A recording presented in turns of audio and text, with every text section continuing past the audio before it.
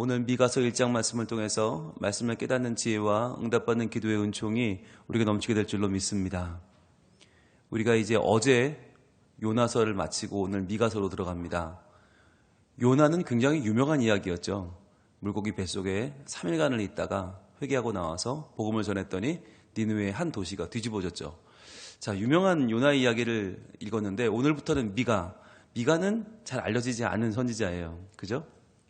여러분, 미가 말씀을 막 좋아해서 외우거나 암송하거나 뭐 그 말씀을 따라 살고 싶다 이런 분은 거의 없어요. 그런데 미가는 굉장히 중요한 선지자입니다.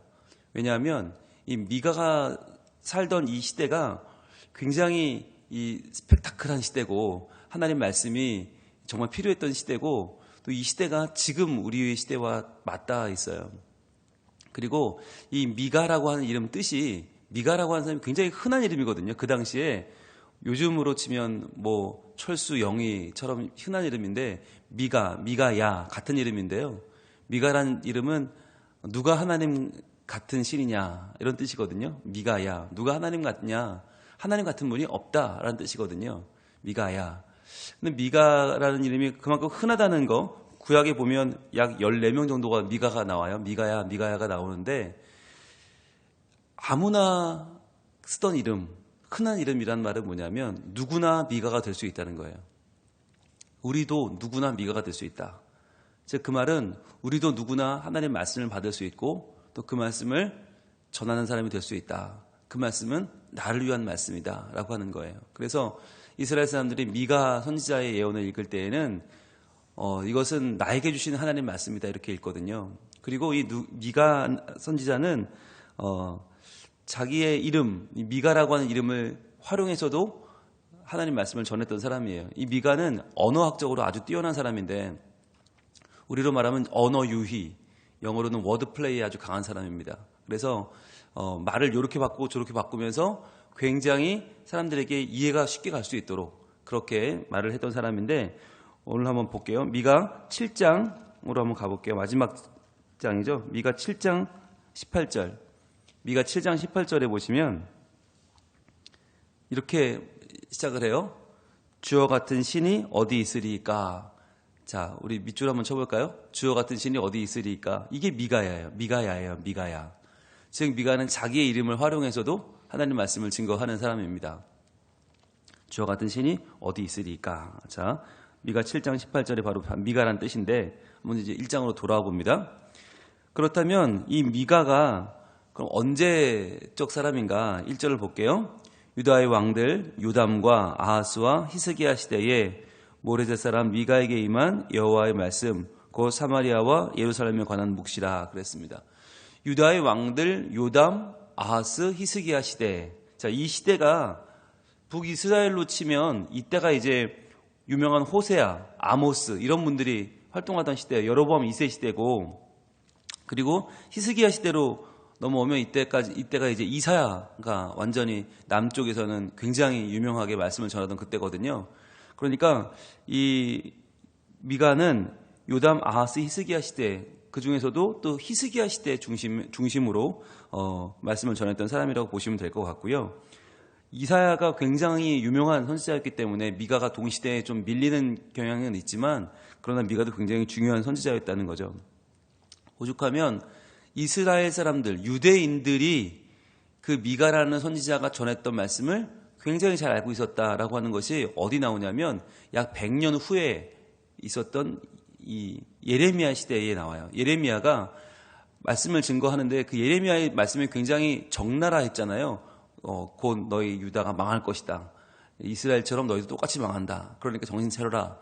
이렇게 예레미야가 이렇게 선포를 했잖아요. 눈물을 흘리며 전파했더니 사람들이 그를 죽이려고 했죠. 죽이려고 할 때 그 예레미야를 변호하는 장로들이 일어나서 그들이 이렇게 말한 적이 있습니다. 예레미야 한번 가볼까요? 예레미야 26장 18절. 예레미야 26장 18절 한번 가봅니다. 과연 예레미야가 말씀을 전하다가 죽임당할 위험에 처했을 때 모든 백성들과 대제사장과 서기관들이 그를 죽이려고 했을 때 장로들이 일어나서 그의 편을 들어주는데 이렇게 말을 합니다. 예레미야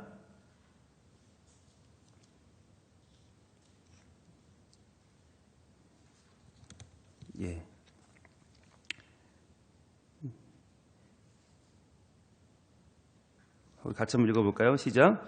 26장 18절 시작. 유다의 왕 히스기야 시대에 모레셋 사람 미가가 유다의 모든 백성에게 예언하여 이르되 만군의 여호와께서 이와 같이 말씀하셨느니라. 시온은 밭같이 경작지가 될 것이며 예루살렘은 돌무더기가 되며 이 성전의 산은 산당의 숲과 같이 되리라 하였으나 그랬죠. 자, 이때 100년 전에 살던 미가 얘기를 꺼내요. 그러면서 히스기야 시대에 이 미가가 모든 백성에게 예언을 했는데 만군의 여호와의 말씀에 시온이 밭 가는 경작지가 된다. 그러니까 시온산 성전이 밭같이 변할 것이고 예루살렘은 돌무더기가 될 것이고 성전의 산은 산당의 숲과 같이 될 것이다. 이렇게 예언을 했는데 그때 어떻게 했냐? 과연 그를 어떻게 했냐는 거죠. 19절 이렇게 이어집니다. 유다의 왕 히스기야와 모든 유다가 그를 죽였느냐? 안 죽였다는 거죠. 미가가 이렇게 전파했을 때 안 죽이고 어떻게 했어요? 히스기야가 여호와를 두려워하여 여호와께 간구하며 여호와께서 그들에게 선언한 재앙에 대해서 뜻을 돌이키지 아니하셨느냐. 즉 미가 선지자의 예언에 히스기야 왕이 마음을 돌이켰다는 거죠. 마음을 돌이켜서 도리어 하나님께서 그의 뜻을 돌이키셨다. 즉 그러니까 히스기야가 자기의 생명이 15년 연장되잖아요. 그 연장되었던 이유가 뭐냐? 바로 미가 선지자가 전한 말씀. 그 말씀을 히스기야가 순종하고 받아들였기 때문에 하나님의 뜻을 돌이키셔서 15년 연장해 줬다라고 예레미야 시대에 예레미야를 변호하는 장로들이 그렇게 말을 한 거예요. 그러니까 우리는 잘 미가를 모르지만 미가는 굉장히 유명한 사람이고 미가는 유대인들 사이에서는 그의 전한 말씀이 전해질 정도로 또 그가 전한 말씀을 듣고 히스기야 왕이 하나님 앞에 생명이 연장될 정도로 그렇게 영향력이 있는 사람이었다는 것을 알 수 있습니다. 자, 그러면 다시 이제 오늘 미가 1장 1절로 돌아오면 이 시대가 요담과 아하스와 히스기야 시대잖아요. 우리가 잠깐 그 내용들을 이 시대의 왕들이 어땠나를 한번 이해하고 넘어가야 미가 선지자의 말씀을 더 이해할 수 있는데 요담은 남유다의 11대 왕입니다. 그런데 그 요담의 아버지 10대 왕인 우시야 때에 가장 이스라엘은 번성했어요. 남유다가 번성한 시대가 바로 10대 왕 우시야의 시대인데 선정을 베풀고 하나님을 잘 섬겼던 우시야가 말년에 그가 교만에 빠집니다. 그래서 제사장들이 하던 향단에 불 피워서 주님께 들어가던 그 일을 내가 하겠다고 하다가 문둥병에 걸리고 말죠. 그렇게 해서 우시야가 말년을 그렇게 비참하게 끝내는데 이 10대 왕 우시야의 삶이 마치 남유다의 앞날을 보여주는 복선과도 같아요. 앞으로 남유다가 어떻게 될 건지 보여주는데 그래서 11대 왕인 요담은 아버지 우시야의 모습을 보고 자기는 하나님 앞에 바른 왕이 되어야지라고 하면서 평화를 유지하는 삶을 살았는데 그러나 그때에 하지 않았던 일이 산당을 없애지 않았어요. 그러면서 뭔가 불행의 씨앗을 남겨두었죠. 그런데 그 11대 왕 요담 다음에 일어난 12대 왕 아하스가 가장 악한 왕이죠. 남유다의 가장 악한 왕. 그래서 이 아하스 왕 때에 북이스라엘과 아람이 찾아와서 동맹을 맺자고 제안을 합니다. 왜냐하면 그때 아수르란 나라가 너무 커지니까 이거 안 되겠다. 우리 세 나라가 연합을 맺자. 그리고 북이스라엘과 아람이 찾아와서 동맹을 제안하는데 그때 아하스가 어떻게 했냐면 동맹을 거절하고 도리어 아수르와 동맹을 맺어버려요. 아수르를 끌어들여요. 가나안 땅에. 그래서 아수르가 쳐들어와서 아람과 남유다를 북이스라엘을 멸망시켜버리죠. 그때 북이스라엘이 멸망합니다. 그러니까 아하스는 이 형제 나라들의 동맹 제의를 거절하고 도리어 적군을 끌어들여서 두 나라를 망하게 하고 그 다음에 자기도 이제 위태롭게 위험에 빠지게 된 거죠. 그래서 아수르를 섬기면서 아수르에게 정치적으로도 매달리고 또 아수르의 온갖 우상을 들여와서 종교적으로도 아주 나라가 험악해진 때가 바로 아하스 때입니다. 자, 그런데 12대 왕 아하스가 그렇게 악행을 저질렀는데 그 다음 13대 왕 히스기야는 어땠어요?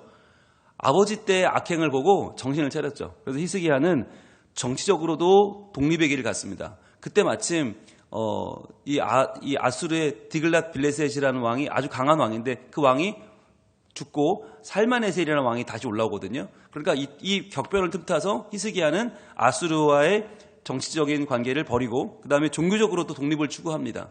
그래서 이전에 들어왔던 모든 우상을 버리고 하나님만 섬기자. 그렇게 이방 종교를 배역했던 사람이 히스기야죠. 그러한 요담과 아하스, 히스기야라고 하는 아주 격변을 거치던 이 시대에 미가가 존재했다는 거예요. 그러니까 북이스라엘의 멸망을 지켜봤던 선지자이기도 하고, 북이스라엘이 망한 것처럼 이제 남유다도 망할 수 있으니 우리가 정신을 차려야 한다라고 하나님의 말씀을 열심히 전했던 선지자가 미가였던 것입니다. 그래서 우리가 그렇게 일단 이 미가를 이해하면 좋겠는데, 여기서 보시면 두 가지가 나와요. 여호와의 말씀이 나오고 또 묵시가 나오죠. 자, 이 말씀과 묵시는 어떻게 다릅니까? 여호와의 말씀. 여러분 1절이 우리 말로 성경은 유다의 왕들 요담과 아하스와 히스기야 시대 이렇게 길게 나오지만 히브리 성경에서 맨 앞에 나오는 말씀은 나바르예요. 말씀이다. 이것은 말씀이다. 나바르가 제일 먼저 나와요. 말씀. 나바르가 뭐였죠? 사건이라고 했죠. 사건. 즉 반드시 일어날 하나님의 말씀, 곧 사건이 바로 나바르였어요. 이것은 말씀이다. 그러니까 이것은 말씀이다라고 할 때 포인트는 이것은 반드시 일어난다. 하나님 반드시 일을 행하실 것이다 라고 하는 하나님의 주권입니다. 하나님의 신실하심입니다. 이것이 미가가 강조하려고 했던 가장 중요한 이 책의 포인트죠. 이것은 말씀이다. 자, 그런데 말씀 나바르인데 이것은 또한 묵시이기도 하자는 거예요. 묵시는 하자거든요. 하자라는 말은 뭐냐면 묵시는 전 인류나 또는 한 나라의 운명을 담은 내용입니다. 그래서 이것은 이 미가 말씀은 하나님께서 반드시 행할 사건인 나바르인 동시에 인류와 한 나라의 운명을 담은 하자죠. 자, 그래서 이 미가서에 등장하는 나라들은 물론 미가는 남유다 선지자니까 남유다 내용이 중심을 이루지만 북이스라엘에 대한 내용도 나오고 또 그 주변 나라들에 대한 내용도 함께 나옵니다. 그래서 사마리아와 예루살렘에 관한 묵시라, 즉 북이스라엘도 하나님의 백성이고 남유다도 하나님의 백성이다. 그러니까 우리는 정치적으로 선발선을 그어놓고 북이스라엘, 남유다라고 나누지만 하나님 보실 때는 같다는 거죠.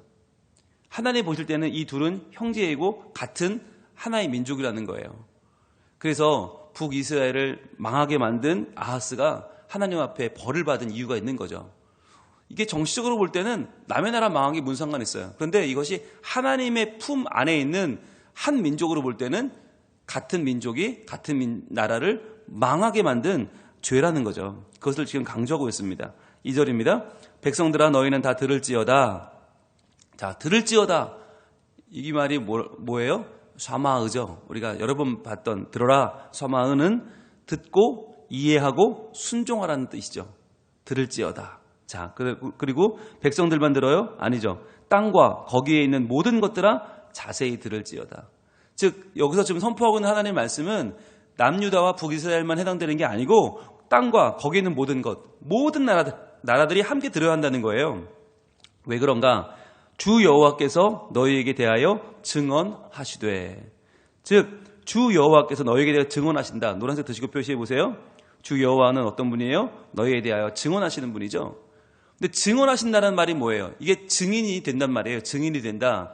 법정 용어입니다. 법정 용어. 지금 하나님은 남유다와 이스라엘 그리고 모든 주변 나라들을 하나님의 재판장으로 불러 모으는 거예요. 자, 봐라. 나는 증언하는 증인이다. 여러분, 증인으로 선다는 말이 왜 중요하냐면 이 당시에 증인이 증언을 바르게 하면 그 사람은 유죄예요. 그런데 증언이 헷갈리면 그 사람은 무죄가 되는 거예요. 그리고 유죄 판결을 받고 나면 제일 먼저 돌을 들어서 그 죄인에게 돌을 던지는 사람이 누구냐? 증인입니다. 그만큼 재판에 중요한 역할을 하는데 하나님이 증인 역할을 하신다는 거예요.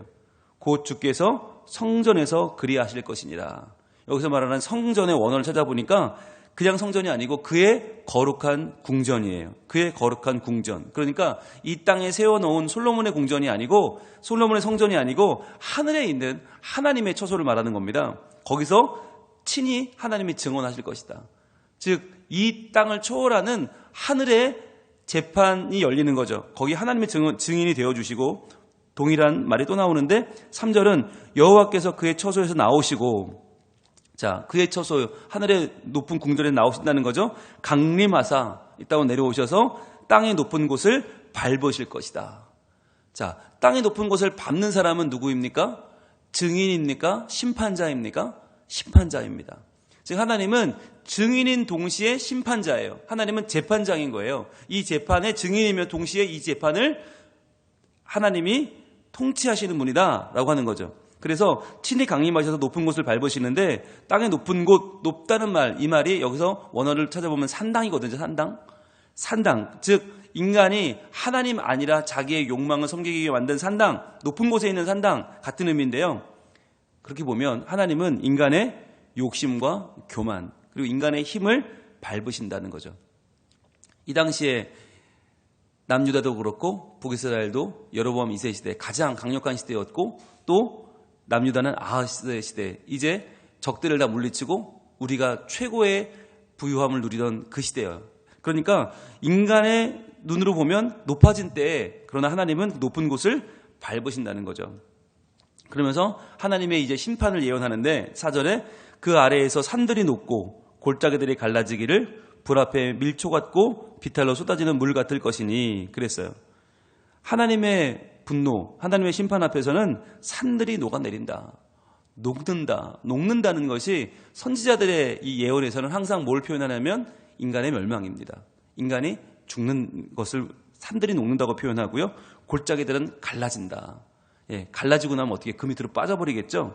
불 앞에 밀초 같다. 밀랍이 열기 앞에서 녹아버리는 것처럼 순식간에 녹아버리고 또 비탈로 쏟아지는 물 이것도 건조할 때는 아무것도 없다가 비가 한번 내리면 비가 완전히 모든 비탈을 다 채워버리죠. 그러면서 아주 한꺼번에 몰아붙이는 와디를 말하는 것입니다.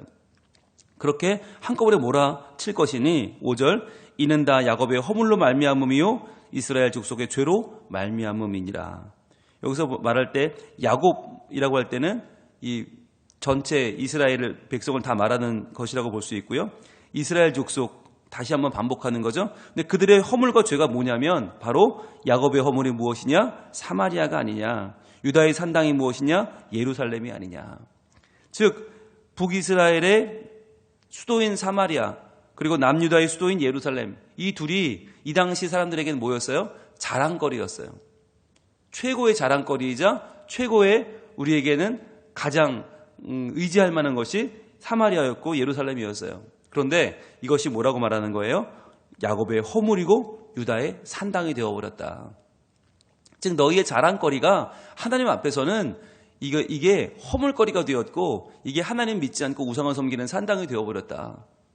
즉 하나님을 온전히 믿고 따르지 않을 때 우리의 자랑거리는 하나님 앞에서 죄악거리밖에 되지 않는다는 거죠. 그래서 우리의 뭔가 대단해 보이고 뭔가 엄청나 보이는 것들이 하나님 보시기에는 도리어 그것이 하나님을 떠나게 만드는 우리 인생의 가장 큰 허물이 되어버린다는 것이에요. 이것이 미가 선지자가 그 당시 남유다와 북이스라엘에 선포했던 말씀입니다. 여러분 오늘 중요한 말씀이 선포됩니다. 즉 하나님은 증인이자 재판장이시다. 즉 하나님은 친히 이 재판에 왜 우리가 죄인인지를 증언하시는 분, 즉 우리의 삶을 지켜보시는 분, 그리고 하나님이 친히 우리 삶의 내용들을 모두 하나하나 살피셔서 하나님이 그 증언을 하시는 분인 동시에 하나님은 심판자이시다. 우리의 높은 곳을 밟으시며 우리에게 임하셔서 이 모든 재판의 결과를 땅땅땅 선언하시는 분이 하나님이라는 거예요. 그런데 그 하나님이 무엇 때문에 심판하시는가? 바로 우리의 자랑거리, 우리의 높아진 것, 우리의 교만하게 하나님을 대하여 높아진 산당, 우리에게는 굉장히 뿌듯한 그것이 하나님께는 심판거리가 된다는 것입니다. 오늘날 우리는 무엇을 자랑합니까? 무엇 때문에 안심합니까? 무엇 때문에 내 마음이 오늘도 뿌듯합니까? 그런데 그것이 과연 하나님 앞에서는 무엇일까라고 하는 거예요. 과연 하나님도 그것을 보시고 좋아하실까? 하나님도 그걸 보고 기뻐하실까? 아니면 하나님 보실 때 그것은 우리에게 허물투성이요 그것은 산당밖에 되지 않는가라고 하는 것입니다. 우리가 하나님 아닌 것을 의지하고 하나님 아닌 것으로 만족하려고 할 때 그것은 우리에게 허물이 되고 그것은 산당이 될 것입니다. 오늘날 우리의 살아가는 이유와 목적이 과연 하나님께 있는가? 그렇지 않은가? 미가는 묻고 있어요. 누가 여호와와 같은 신인가? 누가 하나님 같은 분인가? 라고 묻고 있습니다. 과연 하나님이 아니라 내가 하나님이 되어서, 내가 판단의 기준이 되어서 나에게 유익한 것을 내가 끌어모으고 그 허물덩어리, 그 산당을 하나님처럼 알고 내가 그것을 오늘도 귀하게 여기며 살고 있지는 않는가? 정말 내가 믿고 따르는 분이 하나님이신가? 미가는 그 이름을 통해 묻고 있어요. 오늘 우리가 기도하면서 하나님 앞에 나와 기도할 제목은 바로 이것입니다. 하나님, 나는 누구를 하나님 삼고 있습니까? 나는 무엇을 하나님처럼 여기고 있습니까? 내가 지금 이 자리에서 내가 지금 가장 간절히 구하고 있는 제목, 내가 간절히 붙잡고 있는 것은 무엇입니까? 라고 물어보시면서 과연 미가야, 하나님과 같은 신이 어디에 있느냐? 하나님이 나의 하나님이시요, 하나님은 나의 가장 중심이시요, 나의 믿음의 대상이십니다. 하나님 같은 분은 안 계십니다. 라고 우리가 오늘 이 아침에 기도할 수 있기를 원합니다. 그리고 우리의 기도는 우리의 삶을 하나님 앞에서 온전하게 세워가서 우리가 하나님만 붙잡고 하나님만 고백하는 복된 삶을 살 수 있기를 우리 하나님 원하고 계십니다. 기도하겠습니다. 하나님, 미가 선지자의 말씀을 저희들 오늘부터 보기 시작합니다. 하나님, 격변하는 세상 속에서 미가는 누가 하나님인가? 누가 우리 삶의 기준이 되시는가? 누가 심판하시는가? 누가 재판장인가? 우리에게 묻고 있습니다. 하나님, 돈이 하나님 되고 힘이 하나님 되고 명예와 인기와 건강이 우리에게 판단의 기준이 되어버린 이 세상을 살아가면서 저희들 다시 한번 이 미가 선지자의 질문을 우리가 삶의 중심에 놓기를 원합니다. 정말 나는 무엇을 하나님으로 알고 있는가? 누구를 의지하며 살고 있는가? 주님, 오늘 하루 나의 간절한 기도 제목이 하나님을 아는 것이 되게 하시고 하나님을 알되 바로 알아 하나님을 바로 섬기며 하나님을 바로 따라가며 살아가는 주의 백성이 되게 하여 주시옵소서. 주님께서 오늘도 나의 삶 가운데 찾아오시고 주여 말씀 가운데 자신을 열어 보여주시는 온전한 계시가 내게 임하여 하나님을 알되 바로 알고 바로 섬기는 하나님의 주의 백성으로 오늘도 우리가 온전히 서게 하여 주시옵소서.